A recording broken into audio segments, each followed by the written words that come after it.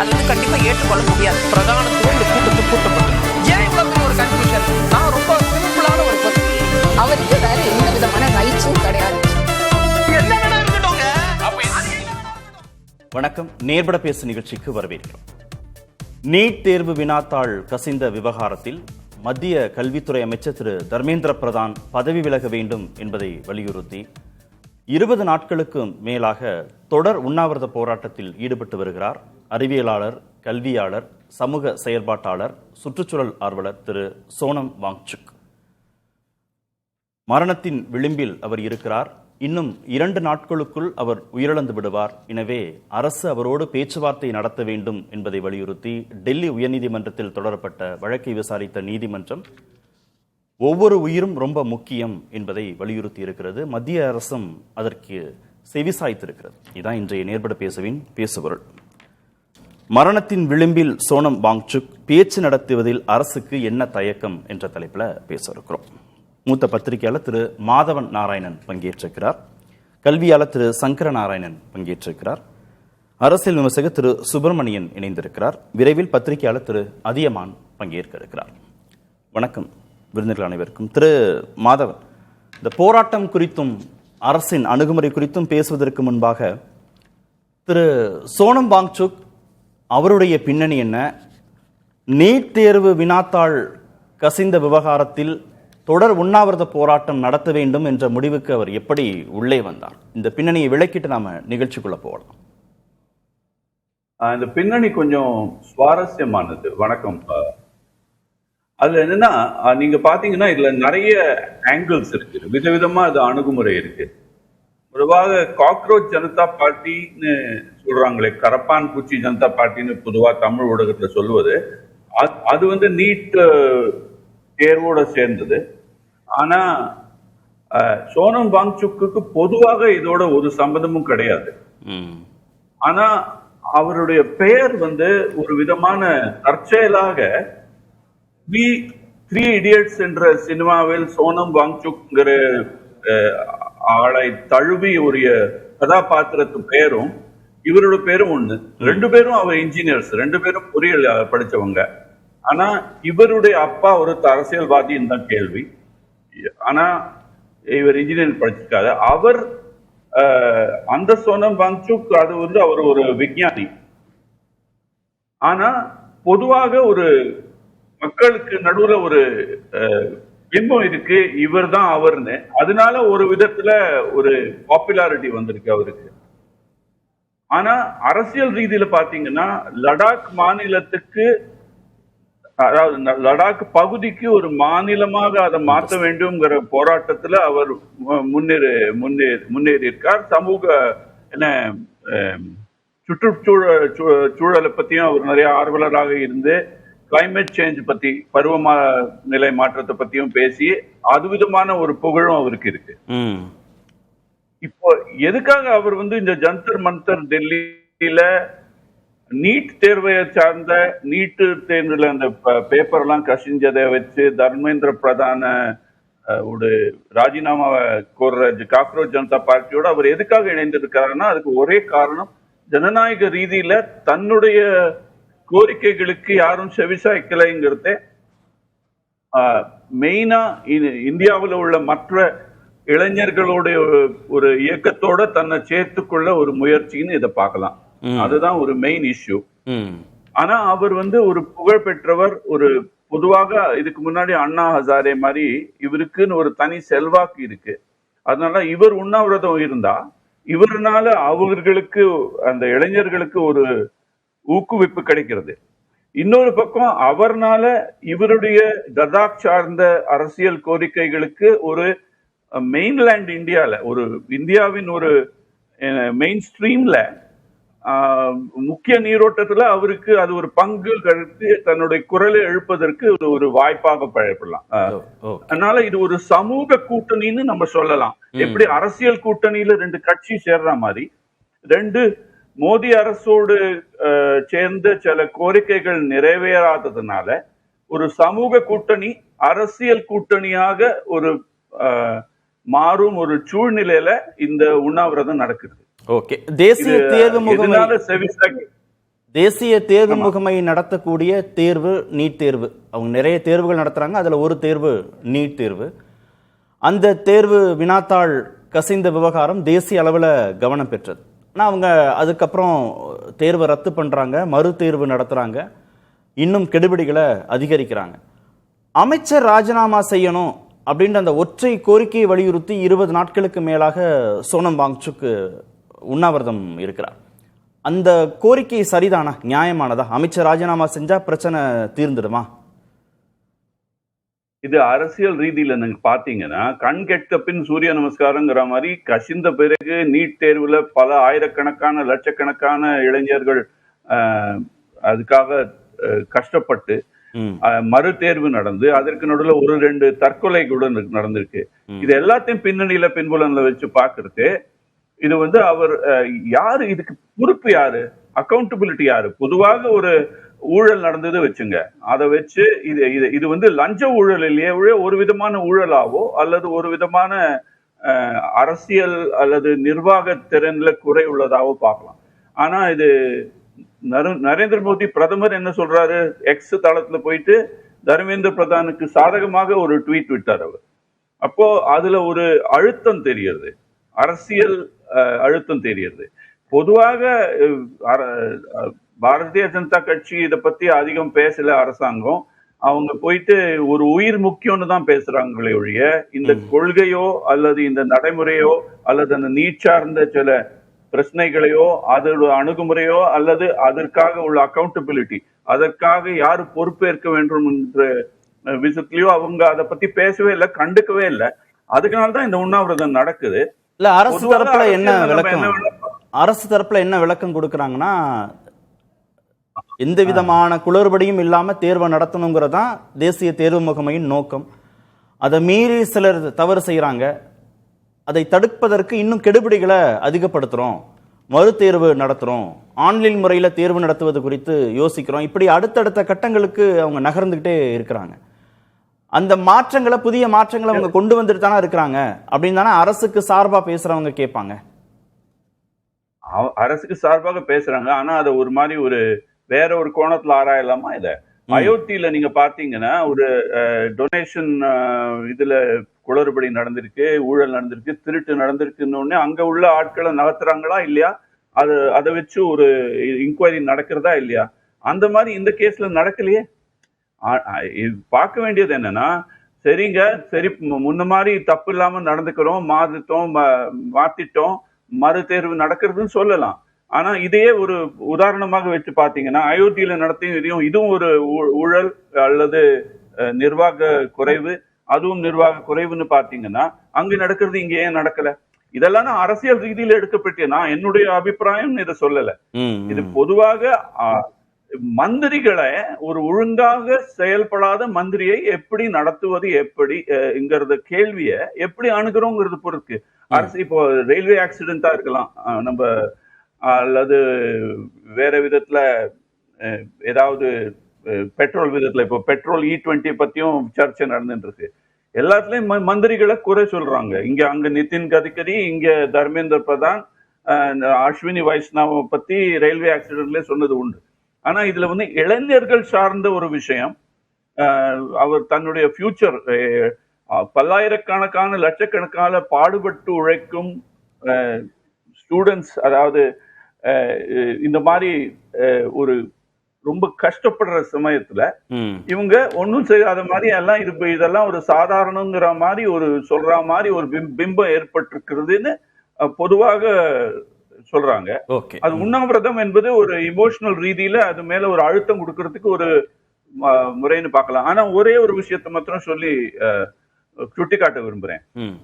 X தளத்துல அரசியல் சப்போர்ட்டர்ஸாக பொதுவாக மோடி அரசாங்கத்துக்கு சாதகமா இருப்பவர்கள் என்ன சொல்றாங்கன்னா, இதெல்லாம் ஒரு வெளிநாட்டு உந்துதல்ல நடக்கிறது. காக்ரோச் ஜனதா பார்ட்டியை சேர்ந்த அபிஜித் திப்கேவும் அமெரிக்கால தான் வந்திருக்காரு, சோனம் வாங்சுக்கும் அமெரிக்கா சப்போர்ட்னு இதை வந்து ஒரு வெளிநாட்டு உறவின் அதோடு சேர்ந்த ஒரு அழுத்தமாக பார்க்கும் ஒரு அணுகுமுறையும் இருக்கு.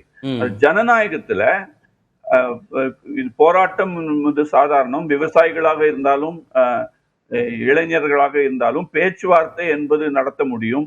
அந்த ரீதியில ஒன்னும் இன்னும் வரை கேள்விப்படலையே.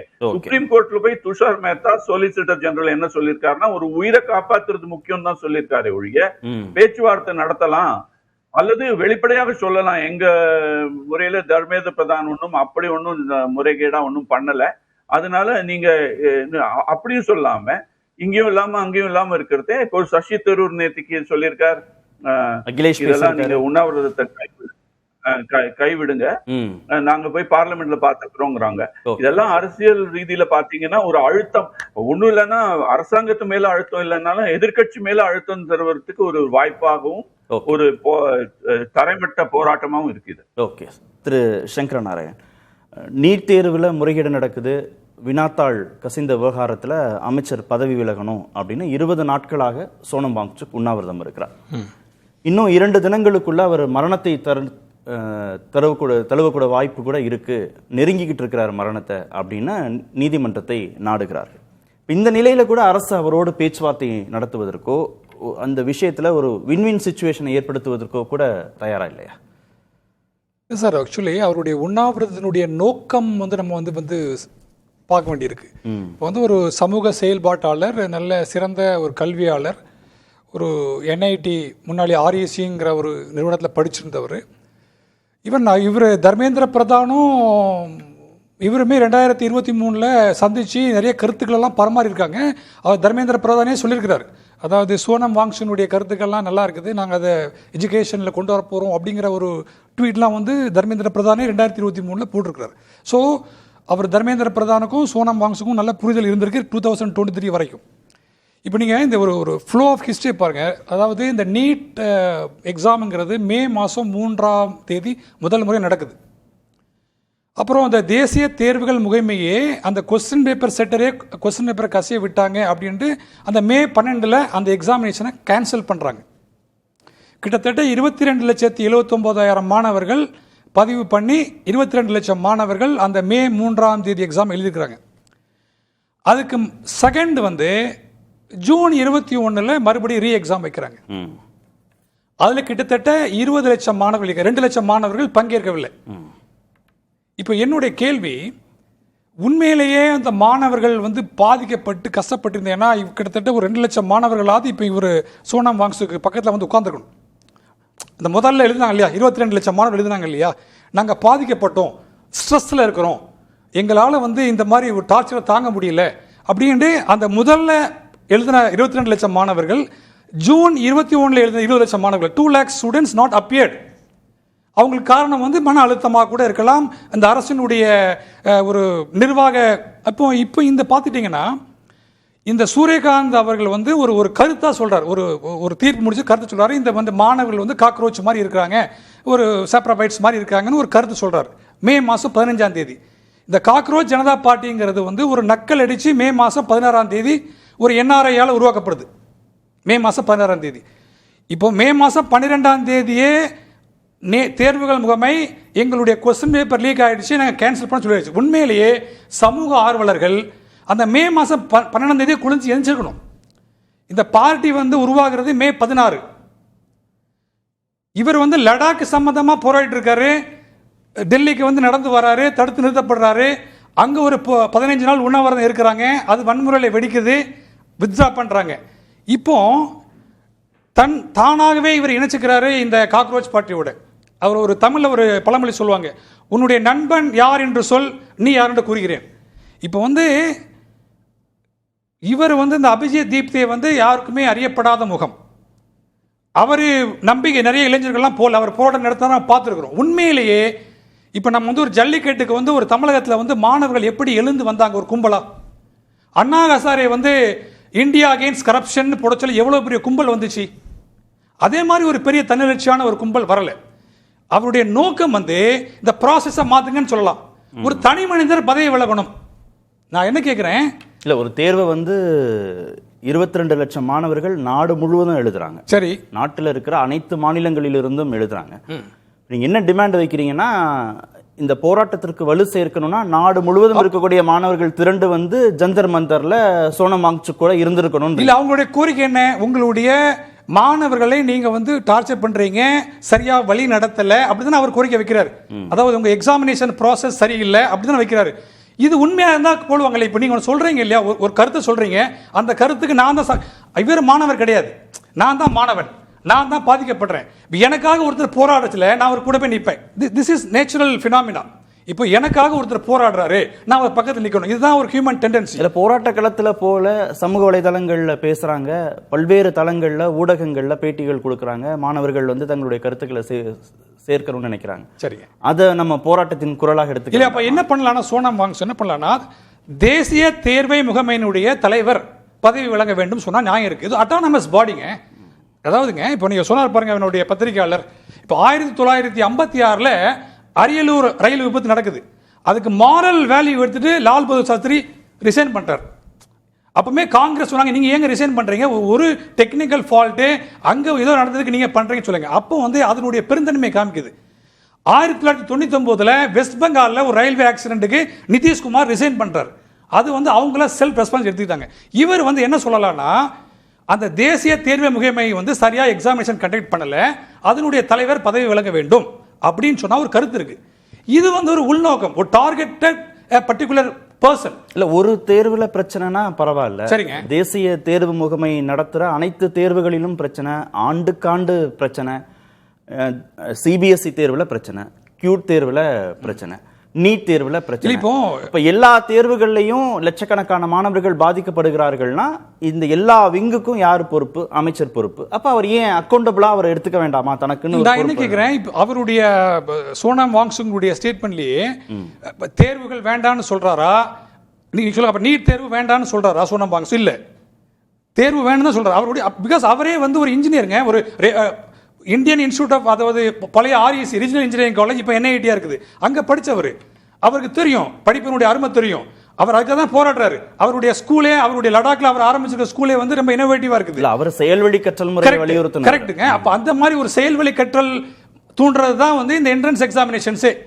ரோட் லேர்னிங்கா இல்லாம புரிஞ்சு படிச்சு என்ன மாதிரி கொஸ்டின் கேட்டாலும் எழுதுது. அதனால he is not against for NEET exam, he is not against for CUET, but he is telling that அந்த ப்ராசஸ் சரியா இல்லைன்னு தான் அவருடைய குற்றச்சாட்டு. அதாவது இந்த மாணவர்களை சரியா வழி நடத்துங்க, அது உங்களுடைய அந்த ப்ராசஸ் சரியில்லை அப்படின்னு. ப்ராசஸ் சரியில்லாததுக்கு நீங்க ப்ராசஸை சரி பண்ணுங்கன்னு சொல்லுமே தவிர, இப்போ தர்மேந்திர பிரதான் ரிசைன் பண்ணிட்டாருங்க. In his place somebody else is coming. What is the guarantee the NEET exam will go correctly? The flaws will happen everywhere, the human error will happen everywhere. அந்த process ஃப்ளாஸே இல்லாம ஒரு தேர்வை நடத்தவே முடியாதுன்றது வந்து அப்புறம் எப்படி மாணவர்கள் எந்த யார் பொறுப்பேற்றாலும் எந்த குறைபாடுகளுமே இல்லாம தேர்வை நடத்த முடியாதுன்னு டிஸ்க்ளைமரா சொல்லி அப்படி சொல்ல முடியாதுங்க. அதாவது ஒவ்வொரு காலகட்டத்திலையும் ஒவ்வொரு விதமான ஃப்ளாஸ் வரலாம். இப்போ டெக்னாலஜி வளர்ந்துடுச்சு. முன்னாடிலாம் டெக்னாலஜி வளராத காலத்துல அந்த தேர்வுல குறைபாடுகள் வேற மாதிரி இருந்துச்சு. இப்போ வந்து டெக்னாலஜி வளரனால இப்போ உங்களுடைய we are facing different kind of challenges. அப்போ ஒவ்வொரு காலகட்டத்திலையும் ஒவ்வொரு விதமான பிரச்சனைகள் நம்ம எதிர்கொள்றோம். அதுக்கு வந்து நீங்க வந்து ஒரு தனி மனிதன் ரிசைன் பண்ணா எல்லாம் சால்வ் ஆயிரும் சொல்றது எந்த விதத்துல பொறுப்பாக முடியும்? அப்ப அவருடைய நோக்கம் வந்து கேள்விக்குறியாப்படுகிறது. அவர் வந்து ஏன் வந்து அபிஜித் கூட போய் சேர்றாருங்கிறது, அவரு இது வரைக்கும் அவர் எனக்கு என்ன நான் காயின் பண்றேன்னா, I am just coining Anna Hazare, Aravind Kejriwal, இப்போ வாங்சுங் அண்ட் அபிஜித் அப்படிதான் பார்க்கிறேன். இப்போ அப்போ அந்த ஒரு 2011ல் இந்தியா அகெயின்ஸ்ட் கரப்ஷன்ல யாருக்குமே அரவிந்த் கெஜ்ரிவால் அவ்வளவா தெரியாது, அண்ணா ஹசாரே பக்கத்தில் அவர் இருந்தார். இப்போ அபிஜித் தீப்தேக்கு ஒரு முகம் தேவைப்படுது, அதுக்காக வேற பயன்படுத்திக்கிறாரோ அப்படின்னு ஒரு கல்வியாளரா எனக்கு தெரியுது, மை ஒப்பீனியன். பட் அவரோட நோக்கம் வந்து கொஸ்டினபிள். ஓகே திரு மாதவன், மாணவர்கள் இந்த போராட்டத்தில் பங்கேற்கலையே, நாங்க பாதிக்கப்படுறோம் அப்படின்னு தங்களுடைய குரலை வலிய சோனம் வாங்சு கூட சேர்ந்து பொது தளங்கள்ல வைக்கலையே, உண்ணாவிரத காலத்துல மாணவர்கள் இல்லையே அப்படின்னு சார் கேட்கிறார். இல்ல, முக்கியமா கவனிக்க வேண்டியது என்னன்னா, இப்போ தமிழ்நாட்டு அரசாங்கத்துல முதல்வர் விஜய் எப்படி ஜெயிச்சாருன்னா, இன்ஸ்டாகிராம்ல ரீல்ஸ் போட்டு தான் ஜெயிச்சாருன்னு பொதுவாக நிறைய பேர் பேசுறாங்க, திமுக காரங்க பேசுறாங்க. அதே மாதிரி பாத்தீங்கன்னா இப்போ சமூக ஊடகத்துல இப்ப இன்னி தேதிக்கு நானே இன்னைக்கு ஒரு 3-4 பிலிம் ஸ்டார்ஸ் வந்து சப்போர்ட்டா வந்து சோனம் வாங்சுக்கு சப்போர்ட்டா சொல்லியிருக்காங்க. சமூக ஊடகத்துல இப்போ லட்சக்கணக்குல அம்மா அப்பா ஒரு பைசாவை வாங்கி பரீட்சை எழுதுறவங்க ஒரு போராட்டத்துக்கு வந்து பிசிக்கலா அவங்களே வந்து நிற்கணும்னு எதிர்பார்க்கிறது ஒரு விதமான சாத்தியக்கூறுக்கு புறம்பானது. அப்ப நிறைய இப்ப சோனம் வாங்சுக் அங்க போகிறதே எதுக்குன்னா தன்னுடைய லடாக் சார்ந்த கோரிக்கைகளுக்கு யாரும் செவி மடுக்கல. அந்த பக்கம் இவங்க இளைஞர்கள் வந்து ஒரு தலைமை இல்லாம செயல்படுறாங்க. ஆனா அவங்களுடைய சென்டிமெண்ட், அவங்களுடைய உணர்ச்சிகள் ரொம்ப நியாயமானதுன்னு கருதுறார்கள். அரசாங்கத்துல அரசியல்ல, பொதுவாக ஜனநாயக அரசியல்ல கஷ்டப்படுற அல்லது கஷ்டப்படுத்தப்பட்ட சில சமூக அமைப்புகள் ஒன்று சேர்றது ஒரு சாதாரணம். ட்ரேட் யூனியன், அதாவது தொழிற்சங்கக்காரங்க விவசாயியோட சேர்ந்தா நீங்க விவசாயி தொழிற்சங்கக்காரங்களோட நீங்க எப்படி சேர முடியும்னு சொல்ல முடியாது. இது அரசியல், ஜனநாயக அரசியல் ஒரு சராசரி கண்ணோட்டத்தோட பாத்தீங்கன்னா இது புரியும். எண்ணத்தை எப்போது எண்ணம் வந்து என்ன சொல்லுவாங்களே, ஏழை சொல் அம்பலமேறாது மாதிரி எண்ணம் அம்பலமேறலைன்னா எண்ணிக்கை தான் அம்பலமேறும். இதுதான் ஜனநாயகம். அப்போ எண்ணிக்கையை கூட்டுறதுக்கு இது ஒரு வழி. ஊடகத்துல, சமூக ஊடகத்துல இப்போ ஒரு இன்டெலெக்சுவல்ஸ் சொல்லுவாங்க, புத்தி அறிவுஜீவிகள், கலைஞர்கள் எல்லாரையும் ஒண்ணு சேர்ப்பது இது ஜனநாயக அரசின் எல்லா இடத்துலயும் பார்க்கலாம். நேற்றுக்கு ஃபுட்பால் மேட்ச்ல கூட ஃபாக்லாந்து போற பத்தி அர்ஜென்டினா டீம் வந்து ஒரு பேனர் எழுதியிருக்கு. அது ஒரு சர்ச்சைக்குரிய விஷயம். ஆனா அரசியல், ஜனநாயக அரசியல்ல இது நடக்கத்தான் செய்யுது. அதனால இதை நான் சாதாரணமா தான் பாக்குறேன். ஆனா ஒன்றும் மாணவர்களுக்கு சப்போர்ட் கிடையாது, மாணவர்கள் இதனோட சேர்ந்தவில்லைன்னு சொல்லிக்கிறது அது ஒரு விதமான ஒரு அபத்தம்னு தான் சொல்லுவேன். எல்லாம் கிரவுண்ட் ஸ்வெல் ஆஃப் சப்போர்ட் நிறைய இருக்கு சோனம் வாங்சுக்கும் அந்த இளைஞர்களுக்கு. திரு சுப்பிரமணியன், ஒரு கல்வியாளர், மாணவர்கள் தேர்வுனால பாதிக்கப்படுறாங்க, இந்த நடைமுறையை மாற்றணும் அப்படின்னு போராட்டம் நடத்துறார். அந்த போராட்டம் நடத்துவதற்கு பின்பாக ஒரு உள்நோக்கம் இருக்கு அப்படின்னு விமர்சிக்கிறது சரியான பார்வையா? இல்லை, நம்ம என்ன சொல்லணும்னா, இதை மாதிரியான ஒரு பெரிய இஷ்யூஸ் நடக்கும்போது, அது வந்து ரோடு ஆக்சிடென்ட் இருக்கட்டும், ரயில்வே ஆக்சிடென்ட்டாக இருக்கட்டும், நார்மலாக என்ன சொல்லணும்னா, don't blame the person, blame the process. அது இது வரைக்கும் எப்படி அந்த நிகழ்ச்சிகள் நடந்துருக்கு, அது எக்ஸாமாக இருக்கட்டும், இல்லை வந்து நெடுஞ்சாலையில் போகிற வண்டிகளாக இருக்கட்டும், அதற்குண்டான ப்ராசஸ், அங்கே ஏதாவது டெக்னிக்கல் ப்ராப்ளம்ஸ் இருந்ததுன்னா அதை கண்டறிஞ்சு இனிமே வரப்போகிற காலங்களால் தடுக்க முடியும். அதுக்கு என்ன பண்ணியிருக்காங்கன்னா, இந்த என்டிஏ வந்து தே ரெப்ரசன்டட், இந்த நேஷனல் டெஸ்டிங் ஏஜென்சி வந்து பார்லிமெண்ட்ரி போர்டுக்கு முன்னாடி நாங்கள் எப்படி நடத்தியிருக்கோம், ஸோ எங்கெங்கெல்லாம் வந்து நாங்கள் செக்ஸ் அண்ட் பேலன்சஸ் வச்சுருக்கோம்னு ப்ரெசென்ட் பண்ணியிருக்கிறாங்க. அது முடிஞ்சு வந்ததுக்கப்புறம் எதிர்கட்சியில் இருக்கிற அந்த மெம்பர்ஸ்ட்டை கேட்டிருக்காங்க, இது மாதிரி எப்படி இருந்தது, பத்திரிகையாளர் கேட்டிருக்காங்க. அதுக்கு அவங்க பதில் சொல்லியிருக்காங்க, நல்லபடியாக தான் போயிருக்கு அப்படின்னு. அது நாங்கள் ரிவீல் பண்ண முடியாது, என்ன உள்ளே பேசணுன்றதை வந்து ரிவீல் பண்ண முடியாது. பட் நல்லபடியாக தான் போயிருக்கு, ப்ராசஸ்லாம் நல்லா தான் இருக்குது அப்படின்றாங்க. பட் ரெண்டு விஷயங்கள், ஒன்று வந்து சிஸ்டமேட்டிக் ஃபெயிலியரா, சிஸ்டமேட்டிக் ஃப்ராடா, இல்லைனா வந்து கிரிமினல் ஃப்ராடா. கிரிமினல் ஃப்ராடுன்றது வந்து யாராவது ஒருத்தர் லாபத்துக்காக ஒரு 5 லட்ச ரூபாய்க்காக கொஸ்டின் பேப்பரை லீக் பண்ணுறான்னு சொல்கிறாங்க, அந்த மாதிரியான ஃப்ராடா, இல்லைனா வந்து இதை வந்து கம்ப்யூட்டர் சிஸ்டத்தையே ஹேக் பண்ணி என்டையர் சிஸ்டமே கொலாப்ஸ் பண்ணுறதுக்கான ஒரு நடவடிக்கையா அப்படின்னு பார்க்கும்போது அது வந்து கண்டிப்பாக சிபிஐ என்கொயரி நடந்துட்டு இருக்குது. அது முடிஞ்சதுக்கப்புறம் தான் வெளியில் வரும். இல்லை சார், ஒரு தடவை டெலிகிராம் மூலமாக லீக் ஆகுது, ஒரு தடவை கொஸ்டின் பேப்பர் செட் பண்ணுறவர் அதை வெளியில் விடுறாரு, ஒரு தடவை கோச்சிங் இன்ஸ்டியூட்லேருந்து வெளியாகுது, ஒரு தடவை புரோக்கர் அதை லீக் பண்ணுறாரு. ஒவ்வொரு வருஷமும் யாரோ ஒருத்தர் ஏதோ ஒரு தளத்தில் இதை தவற பண்ணிகிட்டே இருப்பாங்க, மறுதேர்வு நடந்துகிட்டே இருக்கும், மாணவர்கள் மீண்டும் மீண்டும் இந்த தேர்வை எழுதிட்டே இருப்பாங்க. இதை ஆண்டுக்காண்டு இந்த சிஸ்டத்தை நாங்கள் வந்து ஸ்ட்ரென்தன் பண்ணிகிட்டே இருக்கோம்னா எப்போ அந்த தேர்வு சரியாக நடக்கும்?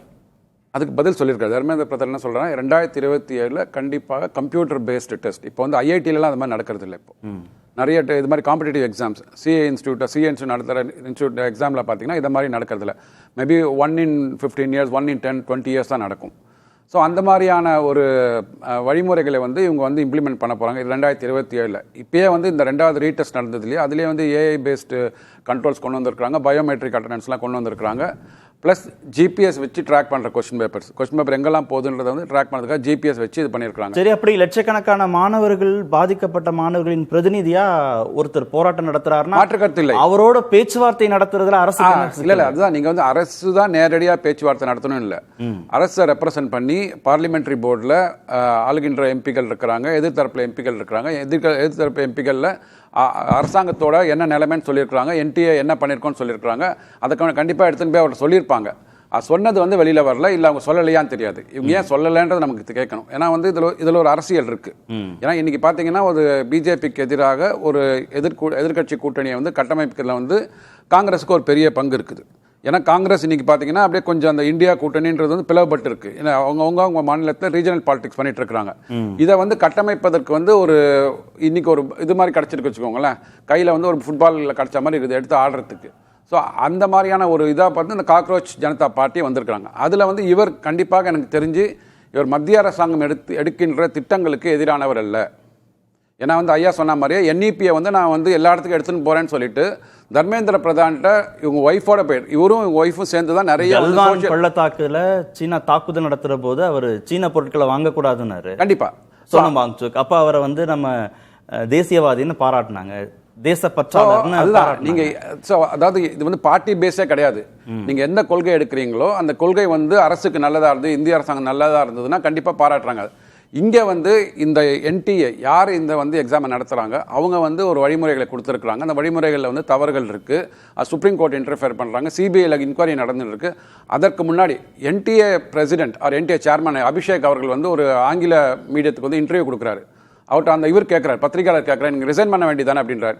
நான் ரிசைன் பண்ண மாட்டேன். இப்போ ப்ராப்ளத்தில் இருக்கிற ஷிப்பு நான் இதை காப்பாற்றிட்டு எனக்கு 22 லட்சம் மாணவர்களோட வாழ்வு முக்கியம், அவங்களுக்கு ரீடெஸ்ட் நடத்திட்டு அதுக்கப்புறமா இங்கே என்கொயரியில் என்னென்ன ப்ராசீடிங்ஸ் இருக்கோ அதுக்கெல்லாம் வந்து டேட்டா சப்மிட் பண்ணிட்டு தான் நான் முடிவு பண்ணுவேன்றாரு. ஸோ அந்தளவுக்கு சார் இப்போ வந்து ஈஸியாக ரிசைன் பண்ணிட்டு போயிடலாம்.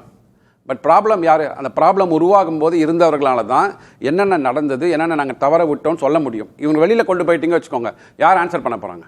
ஸோ அதனால் அவர் கிளியராக சொல்கிறார், என்டிஏல வந்து என்னென்ன நடந்ததுன்னு உங்களுக்கு ஓப்பனாக நாங்கள் சொல்கிறோம். நாங்கள் அதுக்கப்புறம் இந்த இன்வெஸ்டிகேஷனில் வந்து ஃப்ராடு நடந்திருக்கு. ஆண்டுக்கு 30 லட்சம் மாணவர்கள் விண்ணப்பிக்கிறாங்க, 22 லட்சம் மாணவர்கள் தேர்வு எழுதுறாங்க. 300 கோடி ரூபாய்க்கு மேலே விண்ணப்ப கட்டணத்தை மட்டும் தேசிய தேர்வு முகமை வசூலிக்குது. அது எவ்வளோ செலவாச்சு நமக்கு தெரியாது, நம்ம வந்து பணத்தை மட்டும் சொல்கிறோம். அவங்களுக்கு சொந்தமாக ஒரு அச்சகம் கூட கிடையாது. இல்லை, தேசிய தேர்வு முகமை இத்தனை ஆண்டுகள் தேர்வு நடத்துகிறாங்க, அவங்களுக்கு சொந்தமாக ஒரு அச்சகம் கூட கிடையாது. அவங்க வெளியில கான்ட்ராக்ட் பேசிஸ்ல தான் வினாத்தாள் அச்சிட்டு வாங்குறாங்க. அதான் ஒவ்வொரு இன்ஸ்டிடியூஷனோட ஒரு ஆர்கனைசேஷன் அப்ஜெக்டிவ் என்னன்னு இருக்குது. அவங்களுக்கு வந்து இந்த தேர்வை நடத்துவது அவ்வளோதான். இந்த நடத்துவதற்காக பார்த்தீங்கன்னா அதில் சொல்லியிருக்காங்க இன்னும் 25% ஸ்டாஃப் ஷார்ட்டேஜ் இருக்குன்றாங்க. ஸோ அந்த ஸ்டாஃப் அவங்க வந்து நிரப்ப வேண்டும். ஸோ இவ்வளோ சிக்கல்கள் இருக்காங்க. ஸோ அவங்களுக்கு பணம் வந்து நீங்கள் சொல்கிறீங்களா 300 கோடி ரூபாய் வந்து எங்கள்கிட்ட ரெவன்யூ வந்துருக்குன்னு சொல்கிறேன், அந்த பணம் போதவில்லை அவர்களுக்கு நடத்துவதற்காக. ஏன்னா இன்றைக்கி அப்படியே ஆண்டுக்காண்டு இன்க்ரீஸ் ஆகிடும். 10 லட்சம் மாணவர்கள் இருந்தாங்க 10 வருஷம் முன்னாடி, இப்போ 22 லட்சம் மாணவர்கள் போயிட்டாங்க, நாளைக்கு 25 லட்சமாக ஆகும். ஸோ இதெல்லாம் வந்து நாட் ஃபார் ப்ராஃபிட் ஆர்கனைசேஷன்ஸ். அவர்களுக்கு வந்து வருமானமே கிடையாதுங்க, வர்ற பணத்தை செலவு பண்ணுவாங்க. அதை எப்படி ஆப்டிமமாக செலவு பண்ண முடியும்? சரி, ஒரு பிரிண்டிங் ப்ரெஸ் இருக்குது, அங்கே வந்து ப்ராசஸை போட்டுருவாங்க. அந்த பேப்பரை வந்து யார் அனுப்பணும், அந்த பேப்பரை பிரிண்ட் பண்ணுறது யார், அவங்க வீட்டுக்கு அனுப்ப மாட்டாங்க. அது பேப்பர் எப்போ நமக்கு திரும்பி வரப்போகிறது, அதுக்கு ஃபுல்லாக வந்து எப்படி நம்ம வந்து ஆர்பிஐயில் வந்து கரன்சி நோட்டு மாறுற மாதிரி அந்த கொஸ்டின் பேப்பர்ஸ் வந்து ட்ராக் பண்ணுறாங்க அவங்க. ஸோ அது வெளியில் கொடுக்கறதுனாலேயே வந்து இதில் கண்ட்ரோல் வீக் ஆகிட்டுன்னு சொல்ல முடியாது. அந்த கண்ட்ரோல் எங்கெங்கே வச்சிருக்காங்கன்றதை வந்து நம்ம பார்க்கணும். ஓகே, திரு அதியமன், அரசுடைய சிரமங்களை போராட்டத்துக்கு தலைமையேற்றிருக்கக்கூடிய சோனம் வாங்சுக் உட்பட போராட்டக்காரர்கள் புரிந்து கொள்ள வேண்டும். அரசு ஒரு தேர்வை நடத்தணும்னு நினைக்குது, அந்த தேர்வில் இருக்கக்கூடிய பல்வேறு நடைமுறை சிக்கல்களை அடுத்தடுத்து அவங்க தீர்க்கிறாங்க. இதை அவர்கள் புரிந்து கொள்ளணும், போராட்டக்காரர்கள் புரிந்து கொள்ளணும் அப்படிங்கிற இடத்துக்கு இந்த விவாதம் நகர்ந்திருக்கு. புரிஞ்சுக்கிறாங்க, ஏன் புரிஞ்சுக்காம இல்லை? ஏன் அவரோட பேச்சுவார்த்தை நடத்தலைங்கிறது தானே இப்போ பிரதான கேள்வி. அவர் ஒருத்தர் 19 நாள் இன்னும் 2 நாள் இருந்தாருன்னா இறந்து போயிடுவாருன்னு ஒரு அச்சுறுத்தல் இருக்கிற கட்டத்தில் அரசு சார்பில் ஒரு அமைச்சர் இல்லைனாலும் துணை அமைச்சரோ ஒரு எம்பியோ அந்த கமிட்டியிலேருந்து யாராவது ஆளுங்கட்சியை சார்ந்தவங்க, அரசு பாஜகவை சார்ந்தவங்க வந்து அவங்ககிட்ட பேசக்கூட தயங்குறாங்கன்னா அல்லது மறுக்கிறாங்கன்னா அது அவங்களோட ஈவிரக்கமற்ற ஒரு என்னமோ நீ இருந்தால் இருந்துக்க செத்தா செத்துக்கங்கிற மாதிரி அவனோட ஆட்டிடியூடை தான் காட்டுது. இதில் புரிஞ்சுக்கிறதுல என்ன அடுத்த பிரச்சனை? அது முதல்ல அவங்க ஏன் பேச மாட்டேங்கிறாங்க. ரெண்டாவது வந்து இதே நான் அப்படியே கேட்குறேன், 10 வருஷம் முன்னாடி மன்மோகன் சிங் ஆட்சியில் இதே மாதிரி லீக் ஆயிருந்ததுன்னா பிஜேபி என்ன ஆர்ப்பாட்டம் பண்ணியிருப்பாங்க, பிரதமரே ரிசைன் பண்ண சொல்லியிருப்பாங்க. அப்போ அவங்க அதாவது இந்த வடிவேல் பாஷையில் சொன்னால் உங்களுக்கு வந்தால் ரத்தம் எங்களுக்கு வந்தால் தக்காளி ஜூஸ் மாதிரி என்னென்ன வேக்கானம் இப்போ டெக்னிக்கலாக இதில் இருக்குது அத்தனைலாம் சொல்கிறாங்க. இதே காங்கிரஸ் ஆட்சியிலையோ அல்லது வேற ஒரு ஆட்சியில் வந்து நடந்து பிஜேபி எதிர்கட்சியாக இருந்ததுன்னா இந்த மாதிரி 10 மடங்கு பெரிய போராட்டத்தை தூண்டியிருப்பாங்க. செஞ்சுருப்பாங்களா இல்லையா? அதுதான பாலிடிக்ஸ். ப்ளஸ் இதில் நாங்கள் கேட்குறதெல்லாம் வந்து ஏன் பேச மாட்டேங்கிறாங்க? போய் அவர்கிட்ட சோனம் வாங்சுக்கிட்ட இருங்க கைவிடுங்கன்னு எல்லாரும் கேட்டுக்கிறாங்க எதிர்கட்சிக்காரங்க. இவங்க ஒரு அறிக்கை ஒரு ஒரு மனிதாபிமானம் கூட இல்லையா? அவர் என்ன அவர் தான் தேசியவாதி, தேவைப்படுற நேரத்தில் இந்திய அரசு ஆதரிச்சும் பேசியிருக்காரு. ஸோ அவர் அவ்வளோ ஒரு முக்கியமான நபர், அவ்வளோ ஒரு ஆக்டிவிஸ்ட்டு, அவ்வளோ ஒரு என்ன சுயநலமற்ற ஒரு பொதுநலவாதி, அவரை வந்து சாக விடலாமா? சாக விடலாம், செத்தாலும் பரவாயில்லைங்கிற அளவுக்கு இவங்க மனோபாவம் இருக்குன்னா, இல்ல அமைச்சர் ராஜினாமா பண்ணாதான் போராட்டத்தை கைவிடுவேன்னு உறுதியா இருக்கிறவரோட சரி, அதுக்கு எப்படி அட்லீஸ்ட் அரசு பேச்சுவார்த்தை அவரை போய் பேச்சுவார்த்தை பார்க்கலாம்ல. அது வேண்டாம், அது நாங்கள் ஒரு விளக்கம் சொல்லலாம்ல, கொஞ்சம் வெயிட் பண்ணுங்க, உண்ணாவிரத்தை கைவிடுங்க, நாங்கள் வந்து உண்மையிலே என் மேலே குற்றம் இருந்தால் ஏதாவது ஒரு சம் எக்ஸ்பிளனேஷன், சம் கம்யூனிகேஷன், ஒரு இது வேற எந்த ஜனநாயக நாட்டிலும் இப்படிலாம் நடக்காது. போய் பார்க்கலாமே, சொல்லலாமே, சமாதானப்படுத்தி பார்த்துக்கலாம். வலுக்கட்டாயமாக கூட கொண்டு போய் அவர் ஹாஸ்பிட்டலில் சேர்த்தலாம். எதுவும் பண்ணாமல் இக்னோர் பண்ணிவிட்டு டோட்டலாக என்னமோ பண்ணிங்கன்னு விடுறது வந்து, அப்புறம் அதுக்கப்புறம் என்ன போய் பேசுறதுக்கு டெக்னிக்கலாக வந்து இதில் அந்த மிஸ்டேக் இந்த மிஸ்டேக்குலாம் அதையும் வெளிப்படையாக அவங்க சொல்லாமே. இப்போ என்ன, ஒரு தலைவர் ரிசைன் பண்ணிட்டாருங்கிறதுக்காக அவரை என்கொயரி கமிட்டி கூப்பிடாம விட்டுற மாட்டாங்க இதனோட சேர்மன். ப்ளஸ் அந்த அவனோட டெபுட்டி இருப்பாங்க, அடுத்தவங்க அந்த கொண்டு போகிறதுக்குலாம் ஆள் இருக்கும். அப்படிலாம் நின்று போயிடாது.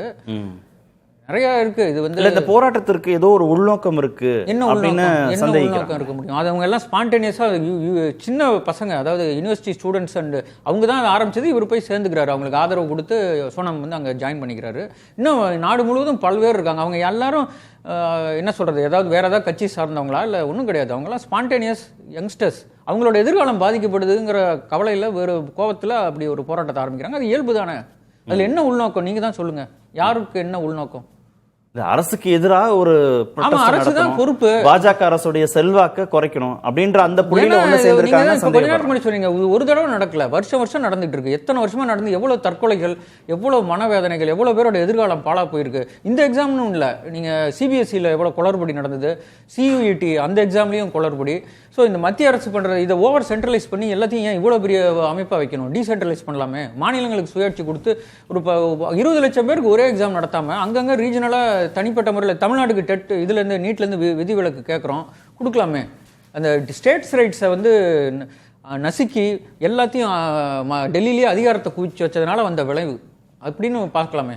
அதுக்கு கூட பேச்சுவார்த்தை நடத்தினா தான் இதெல்லாம் வெளியே வரும். இல்ல இப்ப தேசிய தேர்வு முகமையில ஏதாவது பிரச்சனைனா அதனுடைய தலைவர் ராஜினாமா செய்யலாம் அப்படின்னு கேட்கறது கூட நியாயமானது. அமைச்சர் ராஜினாமா பண்ணணும் அப்படிதான், அதுதான் மாரல் ரெஸ்பான்சிபிலிட்டி. இப்ப இதே காங்கிரஸ், நான் சொல்றேன், காங்கிரஸ் ஆட்சியில இருந்து காங்கிரஸ்ல ஒரு மினிஸ்டர் இருந்திருந்தா பிஜேபி இதை கேட்டிருக்காதா? பிஎம் ராஜினாமா சொல்லிருக்கலாம். தர்மேந்திர பிரதானுக்கு ரிப்போர்ட்டிங் வந்து பிஎம் ரிசைன் பண்ண கேட்டிருக்கலாம். பிஜேபி கண்டிப்பா கேட்டிருக்கோம். நான் சொல்றது மன்மோகன் சிங் பீரியட்ல என்னென்ன பேச்சு பேசினாங்க அப்பயும் பேப்பர் இல்லைங்க. அதாவது எங்களுக்கு வந்தா ரத்தம், உங்களுக்கு வந்தா தக்காளி ஜூஸ், அதேதான். 10 வருஷம் என்னெல்லாம் இவங்க பிஜேபி இன்னைக்கு எதிர்கட்சியா இருந்தா என்ன பேச்சு பேசியிருப்பாங்க? இதே காங்கிரஸ் ஆட்சியில இதே ஒரு லீக், இதே ஒரு சிமிலர் ப்ராப்ளம் நடந்திருந்து இதே மாதிரி ஒரு போராட்டம் மாணவர்கள் பண்ணியிருந்தாங்கன்னா அவங்க இதை 10 மடங்கு அதிகமா இன்னும் என்னென்னமோ பேசியிருப்பாங்க. அவங்க பாகிஸ்தான் ஏஜென்ட்டுங்கிற அளவுக்கு இப்பவே பேசுறாங்க, சீனா ஏஜென்ட்னு சொல்லியிருப்பாங்க. வேணும்னு சீனா சதி, காங்கிரஸ் அதுக்கு அப்படி எல்லாம் பேசுவாங்க. பேசக்கூடியவங்க தான், பேசினவங்க தான். ஸோ இதுல என்ன உள்நோக்கம்? மாணவர்கள் போராடுறாங்க, அவ்வளவுதான்.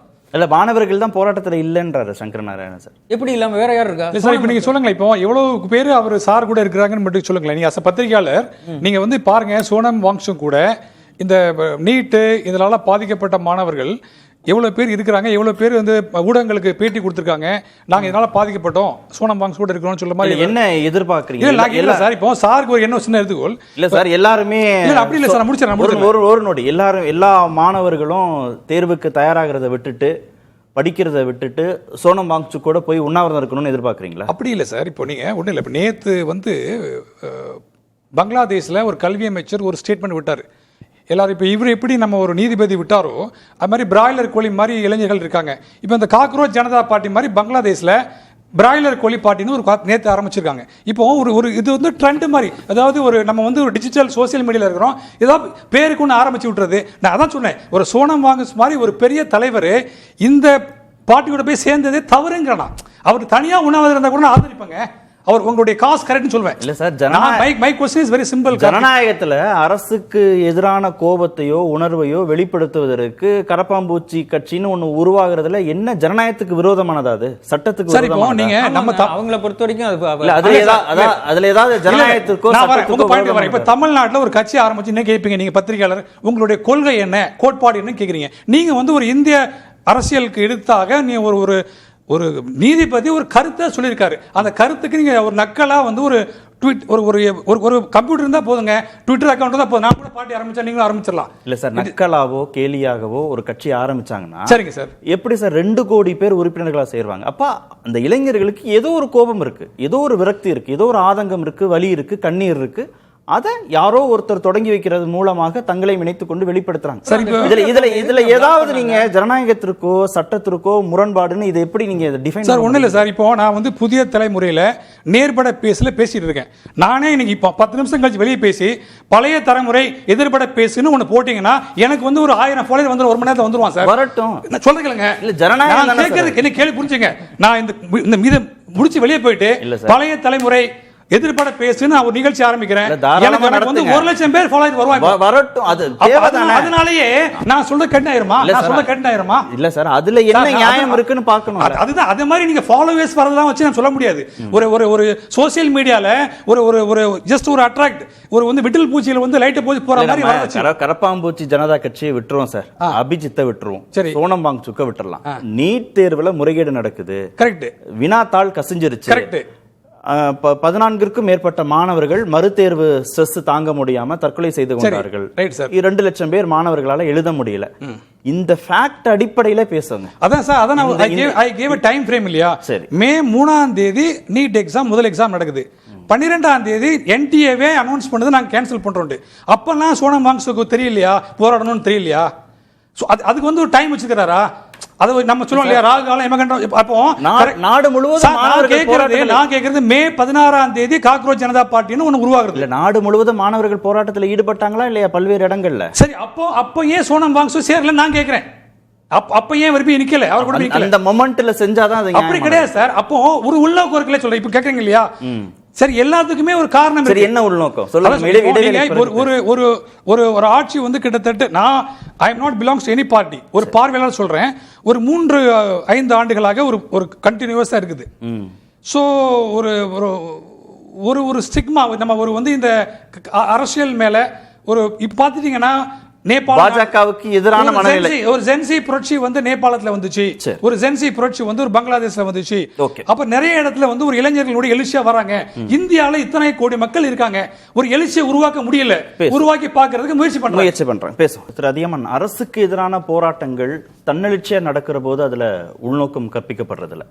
ஆனா அந்த போராட்டங்கள் இல்ல எதிர்ப்புகள் யாரோ ஒரு தூண்டுதலின் பேரிலேயோ இல்ல ஏதோ ஒரு காரணத்தின் அடிப்படையிலேயோ இந்த ஆட்சிக்கு எதிரான ஒரு மனநிலை அடிப்படையிலேயோ செயல்படும் போது அது விமர்சனத்திற்குள்ளாகுதோ?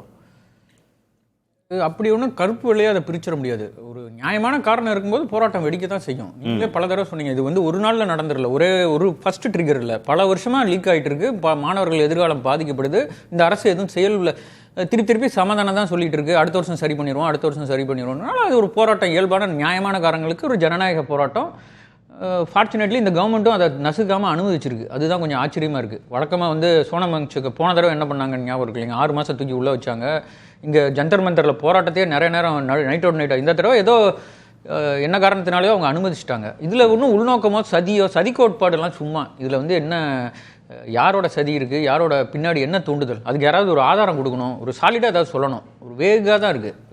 உள்நோக்கம் தூண்டுதல்னா யார் தூண்டினா சொல்லுங்கள், எனக்கு தெரில. அல்லது குற்றம் சொல்றவங்க தான் சொல்லணும். அமெரிக்கா தூண்டுச்சு, சீனா தூண்டி விட்டுது, இந்த காரணங்களால இந்த ஆளுங்களை வச்சு, இந்த ஏஜென்சியை வச்சு, அப்படி ஏதாவது ப்ரூஃப் இருக்கா, இல்லை ஏதாவது ஒரு ஆதாரம் 1% இருக்கா? ஒன்றும் கிடையாது. இல்லை, அதாவது ஏதோ ஒரு தவறு நடக்குதுங்கிறத மாணவர்கள் ஏற்றுக்கொள்கிறார்கள், மறுதேர்வுக்கு அவங்க தயாராகிடுறாங்க. ஆனா மாணவர்கள் சிரமப்படுவதாக போராட்டம் நடக்குது. இல்ல இது போராட்டம் பண்றவங்களும் மாணவர்கள் தானே, அவங்கள ஒரு பகுதியினர். நீங்க சொல்ற மாதிரி ஒரு பகுதியினர் வந்து இப்போ இதை பெருசுப்படுத்தாம அடுத்த தேர்வுக்கு தயாராகிட்டு இருக்காங்க. ஒரு பகுதியினர் இன்னொரு செக்ஷன் இப்படி போராடுறாங்க. அது அவங்களோட ஜனநாயக உரிமை, ஜனநாயக முறைப்படி தான் போராடுறாங்க. வன்முறையில எல்லாம் ஈடுபடல. அவங்களுக்கு எவ்வளவு ஆதரவு, அவங்க 50 பேர் இருக்கலாம், 5000 பேர் இருக்கலாம், 5 லட்சம் பேர் இருக்கலாம், தட் இஸ் இம்மெட்டீரியல். போராடுறாங்க, அவ்வளோதான். அதுக்கு வந்து நிறைய பேர் வந்து ஆர்வலர்கள், மனசாட்சி இருக்கவங்க ஆதரவு கொடுக்குறாங்க, அவ்வளோதான். ஓகே, திரு சுப்பிரமணியன், அரசு பேச்சுவார்த்தை நடத்தியிருந்தா இந்த பிரச்சனை இவ்வளவு சீரியஸாக போயிருந்திருக்காதா? இல்லை, இப்போ சார் சொன்ன மாதிரி முன்னாடிலாம் வந்து லீக்கே நடக்கலைன்னாரு. 2010 லீக் நடந்திருக்கு. அப்போ பிஜேபி வந்து ஒரு ஆரோக்கியமான ஒரு ஆக்ரோஷமான எதிர்கட்சியாக செயல்படலைன்னு நினைக்கிறேன். வருஷம் நடந்துச்சா?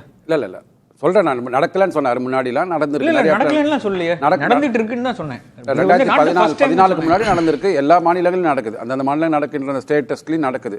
சரி, இதுல என்ன ஒன்னேன்னா நம்ம என்ன சொல்றது என்னன்னா, அரசு வந்து கண்டிப்பாக வந்து அந்த பார்லிமெண்ட்ரி என்டிஏ வந்து ரெப்ரசென்ட் பண்ணி பேசியிருக்கிறாங்க. என்டிஏல உள்ள அதிகாரிகள் வந்து சிபிஐ அதிகாரிகள் முன்னாடி வந்து எக்ஸ்பிளனேஷன் கொடுக்குறாங்க. இப்போ நீங்கள் வந்து உங்கள் முன்னாடி நீங்கள் வந்து உண்ணாவிரதம் இருக்கிறீங்க, உங்கள்கிட்ட வந்து இல்லைங்க நாங்கள் தப்பு பண்ணிட்டோம் மன்னிச்சுக்கோங்க இனிமேல் நடக்காதுன்னு சொல்கிற அளவுக்கு நீங்கள் எதிர்பார்க்குறீங்களா? அதான கேள்வி. இப்போது ஏங்க உங்கள் கூட இருக்கிற ஆப்போசிஷன் பார்ட்டி லீடர்ஸ் தான் அங்கே போய் சொல்லியிருக்காங்க. அவங்க வந்து உள்ளே என்ன நடந்தது சார், அவங்க வந்து நல்லபடியாக நடத்தியிருக்காங்க, இல்லை இந்த தப்பு பண்ணியிருக்காங்க இனிமேல் நடத்த மாட்டாங்கன்னு சொல்லியிருக்காங்கன்னு சொல்லிட்டு ஏன் ஆப்போசிஷன் பார்ட்டியில் இருந்த பார்லிமெண்ட்ரி கமிட்டி போர்டில் இருந்த ஆப்போசிஷன் பார்ட்டிஸே அவர்கிட்ட சொல்லலை? சொல்லணும்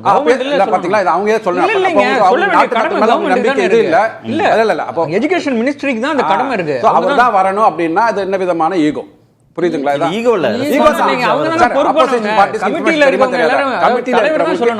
கமிட்டியில உங்களுக்கு இது காரியம் முடியணுமா வேண்டாமா? உங்களுக்கு ப்ராப்ளம் சால்வ் ஆகணுமா வேண்டாமா? அது அப்ப அவங்க தான் வரணும். அந்த உங்களுக்கு இன்ஃபர்மேஷன் தெரியுது, உங்களுக்கு அப்போசிஷன் பார்ட்டில என்டிஏ அவங்க சொல்லிருக்காங்க. ஆளுங்கட்சி சொல்றதுக்கு என்ன, ஆளுங்கட்சிக்கும் அதே இன்ஃபர்மேஷன் இன்னும் அதிகமா தெரியும். ஆளுங்கட்சி சரியா இல்ல சார், ஆளுங்கட்சி சரியா இல்ல. பிஜேபி வந்து ரிசைன் பண்ணணும்.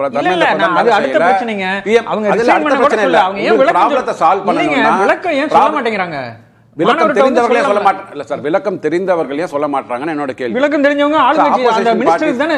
இது வந்து இது லாய்க்கு இல்லாத அரசு சார். இல்லங்க, கமிட்டில இருக்க எதிர்க்கட்சிக்கு மட்டும் தான் தெரியுமா, ஆளுங்கட்சி உறுப்பினர்கள் இருக்காங்க, அவங்க சொல்லலாம்ல. அதே லாஜிக் நீங்க சொல்ற லாஜிக் படி அதான் ஆளுங்கட்சி வந்து எதிர்க்கட்சி தெரியல, எக்ஸாம் நடத்த தெரியல. இல்லங்க, அந்த கமிட்டில இருக்க ஆளுங்கட்சி உறுப்பினர்கள் இதே மாதிரி அவங்க ஏன் நீங்க கேள்வி கேட்க மாட்டேங்கிறீங்க? அவங்க எதிர்க்கட்சிகள் மட்டும் தான் தெரியாதனால தான் அவங்க பதில் தெரியாதனால தான் பிரைம் ரெஸ்பான்சிபிலிட்டி யாருக்கு? கரெக்ட், பிரைம் ரெஸ்பான்சிபிலிட்டி யாருன்னு சொல்றீங்க இல்லையா?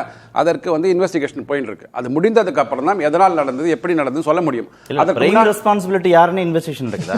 பிரைம் ரெஸ்பான்சிபிலிட்டி ஆமா இல்ல ரெஸ்பான்சிபிலிட்டி அந்த நிகழ்ச்சிக்கு யாரு, அந்த நிகழ்வுக்கு யாரு காரணம், தவறுக்கு யார் காரணம் தான். நீங்க டிபார்ட்மென்ட்க்கு வந்து இந்திய நாட்டுக்கு பிரதமர் வந்து பாரத பிரதமர் மோடி தான். சோ அவர் தான் வந்து எல்லாத்துக்கும் காரணம். அவர் ரிசைன் பண்ண கேட்க வேண்டியதானே? ஏன் தர்மேந்திர பிரதான கேக்குறீங்க? நீங்க மேல போயிட வேண்டியதானே? மோடியை ரிசைன் பண்ண சொல்ல வேண்டியதானே? அது வாதம் இல்ல. இங்க கள்ளச்சாராயம் சாப்பிட்டு 63 பேர் செத்து போனா முதலமைச்சர் ரிசைன் பண்ண சொன்னீங்களா? 41 பேர் செத்து போனா ஹோம் மினிஸ்டர் யாரு, அவர் ரிசைன் பண்ண சொன்னீங்களா? இப்ப இதுல தான் உள்நோக்கம் வருதுன்னு சொல்றோம். இல்ல, ஏன் தேசிய தேர்வு முகமைன்னு ஒரு சென்ட்ரலைஸ்டு ஏஜென்சி நடத்தணும்? பிரிச்சு கொடுக்கலாமே, இந்த ஸ்ட்ரெஸ் குறைச்சிக்கலாமே, ஆண்டுதோறும் இந்த தவறு நடக்காம பாத்துக்கலாமே அப்படின்னு கேட்டாரு. அதுதான் சார். இப்ப வந்து நீட் நம்ம வந்தாச்சு 2017 அப்புறம் நம்ம நீட்டுக்கு வந்துட்டோம் நம்ம இல்லைங்களா? 14 அப்புறம் நீட்டுக்கு வந்தாச்சு நம்ம. ஸோ நடத்தி கொண்டு வருகிறார்கள். அதனால பெனிஃபிட் அடைந்த மாணவர்கள் எவ்வளோ?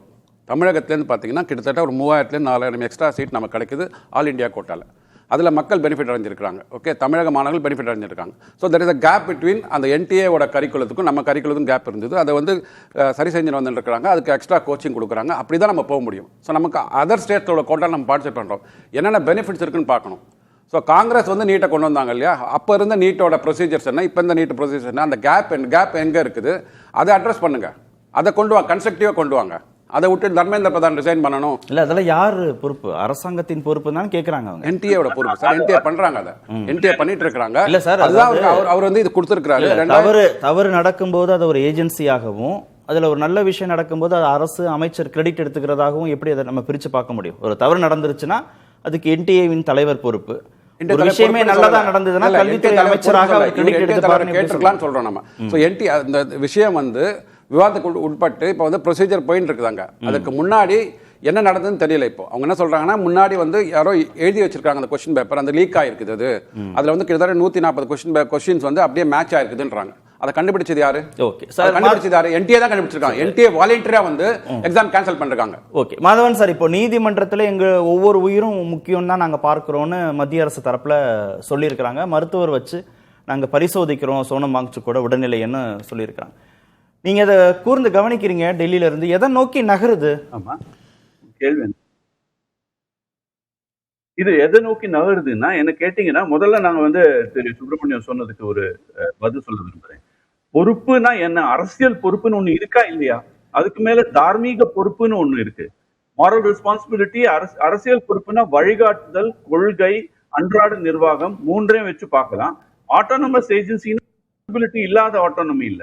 அன்றாட இதுல தலையை நுழைக்க மாட்டேங்களே ஒழிய அதுக்குள்ள முழு பொறுப்பு அரசாங்கத்துக்கு தான் இருக்கு. கொள்கை சார்ந்த பொறுப்பும், நடைமுறை சார்ந்த பொறுப்பும், வழிகாட்டுதல்கள் சார்ந்த பொறுப்பும் எல்லாம் அமைச்சரோட தான் இருக்கு. அதனால அதை பார்க்கலாம். அதை வந்து அவர் பொறுப்பு எப்ப ஏத்துப்பாருன்னு பார்க்கலாம். இப்ப இல்லைன்னா எப்ப, எதுக்கு தான் நீங்க பொறுப்பு, இதெல்லாம் நீங்க பொறுப்பு இல்லைன்னா எதுக்கு தான் நீங்க பொறுப்புன்னு கேட்கலாம். அந்த கேள்வி ஒரு பக்கம் இருக்கு. அது மாதிரி நம்ம எதிர்க்கட்சிகள் மாநிலத்தில் நடக்கின்ற தவறுகளுக்கு இந்த கேள்வி கேட்போமான்னு கொஞ்சம் பாத்துக்கோங்க. நீங்க கேட்டிருக்கோமா? இதை எதிர்க்கட்சி அப்படி அப்படி அப்படி அப்படி நழுவி போயிட முடியாது சார். அப்படி நழுவி போயிட முடியாது. நீங்க அதுக்கு பதில் சொல்லணும். நான் இப்பதான் செக் பண்ணினேன். 3 வாட்டி மன்மோகன் சிங் பிரதமராக இருந்த போது பாரதிய ஜனதா கட்சி நிலக்கரி ஊழல், அப்புறம் 2G ஸ்பெக்ட்ரம் ஊழல், அப்புறம் ஆர்டினன்ஸ் ஒண்ணு, இது எம்பிஸ்களுக்கு பவர் பத்தி அவங்களுடைய பொறுப்பை பத்தி ஒரு ஆர்டினன்ஸ், எல்லா 3 விஷயத்திலையும் பாரதிய ஜனதா கட்சி மன்மோகன் சிங்கே ராஜினாமா பண்ண வேண்டும்னு கோரிக்கை வச்சிருக்காங்க. அவர் மன்மோகன் சிங் ராஜாவை ஒரு வழியா நடத்தினாரு. ஆனா இவங்க டைரக்டா குறி வச்சது மன்மோகன் சிங் தான். இது அரசியல்ல சாதாரணம். அதுதான் திரு அதியமான் சொல்ற மாதிரி இவர் பண்ணினா, நான் கட்சி பேசல, ரூல் பேசுறேன். தமிழ்நாட்டுல நடந்தாலும் சரி, மத்திய அரசால நடந்தாலும் சரி, கட்சி ஆட்சியில அரசுதான் பொறுப்பு. ஏதாவது ஒரு விதத்துல அரசியல் பொறுப்புன்னு இருக்கு. அதுக்கு அரசியல் நடப்பது தப்பே இல்லை. ஜனநாயகத்துல, ஊடகத்துல இன்னைக்கு நம்ம பேசுறதே அதுக்கு ஒரு அடையாளம். ஊடகத்துல மக்களுக்கு நடுவுல பேசத்தான் செய்வாங்க. அதுக்கு பதில் சொல்ற பொறுப்பும் அதோட பாடி லாங்குவேஜ் ஒண்ணு இருக்கு. நீங்க பேச்சுவார்த்தை நடத்தலைன்னா நீங்க மக்களுக்கு போய் மக்களுக்கு நடுவுல பதில் சொல்லணும்ங்கிற கடமையே இல்லாத ஒரு உணர்ச்சி வெளிப்படுகிறது சொல்லலாம். உயிரை பொறுத்த வரைக்கும் பேச்சுவார்த்தை நடத்தலைங்கிறதே அதுதான் ஒரே ஒரு விஷயம். திரு சங்கரநாராயணன், அரசுடைய திட்டங்கள், கொள்கைகள், சித்தாந்தங்கள் அதுல உடன்பாடு ஏற்படாம எதிர்ப்பவர்களுக்கும் அரசாங்கம் தான் பொறுப்பு, அவங்களோடும் பேச்சுவார்த்தை நடத்தணும் தான் மாதவன் சார் சொன்னார். அவங்களோடும் பேச்சுவார்த்தை நடத்த வேண்டிய ஏஜென்சி அரசு தான். ஆளுங்கட்சியாக அவங்களை எதிர்கொள்ளக்கூடாது, அரசாக எதிர்கொள்ளணும் அப்படின்னாரு. அப்படி பார்க்க போனீங்கன்னா 2000 2016 வரைக்கும் ஐரோம் ஷர்மிளா மணிப்பூரில் அந்த armed forces special power act வச்சு பண்ணியிருந்தாங்க. அப்போ எதிர்கட்சிகள்லாம் எந்த ஒரு அரசியலும் பண்ணல. அதாவது அப்போ வேற கவர்மெண்ட் இருந்துச்சு. இப்போ அதனால நம்ம நோக்கம் சரியா இருந்தா எல்லாருமே சப்போர்ட் பண்ணுவாங்க. உங்களுடைய இன்டென்ஷன் கரெக்டா இருந்துச்சுன்னா யூ வில் கெட் சப்போர்ட் ஆட்டோமேட்டிக்கா. சரியா நடத்தணும்ன்றது நல்ல நோக்கம் இல்லைன்றீங்களா? இல்ல அப்படி இல்லை சார். இப்போ இந்த நீட் அப்படிங்கிறது 2014 வரைக்கும் வேண்டுமா வேண்டாமாங்கிற இடத்துக்கே அவர் போலையே. நீட்டை சரியா நடத்துங்க, முறைகேடு இல்லாம நடத்துங்க அப்படி சொன்னா கரெக்ட் சார். அவர் சொல்லலையே தர்மேந்திர பிரதான் பதவி விலகணும்னு சொல்றாரு. he never used that word. The process to பொறுப்பேத்துக்கங்கன்னு சொல்றாரு சார். பொறுப்பு அந்த சார் அவர் what he never said all the things. அவர் ஒரே வார்த்தை தர்மேந்திர பிரதான் பதவி விலகணும், அது வரைக்கும் என்னோட போராட்டம் தொடரும். அதுதான் எங்களுக்கு கொஸ்டினா இருக்குது. இப்ப நான் சொல்றேன் சார், இந்த நீட்டுக்கு முன்னாடி இதுக்கு பேர் all India pre medical pre dental sir. Kapil Sibal டைம்லயே 3 முறை பேப்பர் லீக் ஆகி எதிர்கட்சிகள் இந்த மாதிரி கபில் சிபில் பதவி வரலாம் சொல்லல. இந்த எக்ஸாம் ஒழுங்கா நடத்துக்குன்னு சொன்னாங்க. அதாவது 2014 முன்னாடி all India pre medical pre dental exam Kapil Sibal MHRD minister. அப்பவுமே 3 முறை ஆல் இந்தியா லெவல்ல பேப்பர் லீக் ஆயிருக்கு. அப்போ எதிர்கட்சியாக உள்ளவங்க கபில் சிபில் பதவி வழங்கணும், இந்த எக்ஸாம் கேன்சல் பண்ண சொல்லல, எக்ஸாம் ஒழுங்கா நடத்துக்குன்னு சொன்னாங்க. நன்றி. நிகழ்ச்சியில் பங்கேற்ற அனைத்து நேர்பட பேச நிறைவு. அது கண்டிப்பா ஏற்றுக்கொள்ள முடியாது. பிரதான